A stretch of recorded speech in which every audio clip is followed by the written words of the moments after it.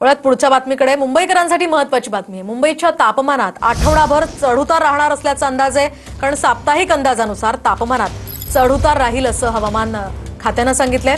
बोरिवली पूर्वमधील हवा अतिशय वाईट श्रेणीमध्ये असल्याचं सुद्धा नोंद करण्यात आलंय। आज तापमान हे 32 अंश सेल्सिअस राहण्याचाही अंदाज आहे आणि याचाच आढावा घेतलाय आमच्या प्रतिनिधींनी।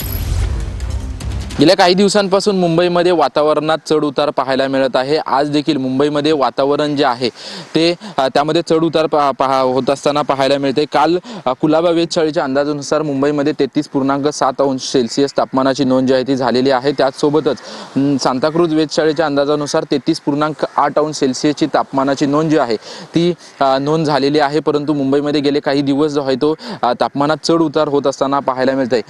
तर आज सकाळी जे आहे ते तापमान थोडंसं उतरलेलं पाहायला मिळालं, त्यामुळे मुंबईमध्ये पहाटे गारवा जो आहे तो निर्माण झाला होता। परंतु आज दिवसभर तापमान वरचढ राहील असा देखील अंदाज जो आहे तो हवामान विभागाकडून वर्तवण्यात आलेला आहे आणि अशाच पद्धतीची परिस्थिती ह्या पूर्ण एप्रिल महिन्यात राहील असा देखील अंदाज जो आहे तो हवामान विभागाकडून वर्तवण्यात आलेला आहे। कुठेतरी त्यामुळे मुंबईमध्ये मोठ्या प्रमाणात तापमान वाढ होत असल्याने उकाड्याचं प्रमाण वाढल्यात असल्याची देखील परिस्थिती आहे आणि असाच उकाडा जो आहे तो मुंबईमध्ये काही दिवस राहील असा अंदाज जो आहे तो हवामान विभागाकडून वर्तवण्यात आलेला आहे। कॅमेरामन संतोष कदम सह निवृत्ती बाबर, TV9 मराठी, मुंबई।